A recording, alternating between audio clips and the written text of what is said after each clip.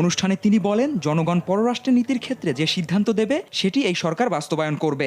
এতদিন ভারত এদেশে শুধু একটি সরকার, একটি দলের সাথে কথা বলতো, সেটি হচ্ছে আওয়ামী লীগ। এখন আর সেই সুযোগ নেই। এখন কথা বলতে হবে দেশের জনগণের সাথে। জনগণ পররাষ্ট্রনীতির ক্ষেত্রে যে সিদ্ধান্ত নেবে সেটি এই সরকার বাস্তবায়ন করবে। এদিকে নারায়ণগঞ্জে ছাত্র নাগরিক মতবিনিময় সভায় যোগ দিয়ে সমন্বয়ক সার্জিস আলম বলেন, যখন প্রয়োজন হবে তখন ফ্যাসিস্ট শেখ হাসিনার মতো যে কোনো ফ্যাসিস্টকে দেশছাড়া করা হবে। যখন সময়ের প্রয়োজন হবে আমরা রাজপথে স্লোগান দিব।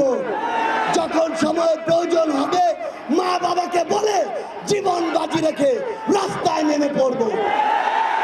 যখন প্রয়োজন হবে ফ্যাসিস্ট শেখ হাসিনার মতো যে কোনো ফ্যাসিস্টের রাজপথ থেকে দেশ ছাড়া করব।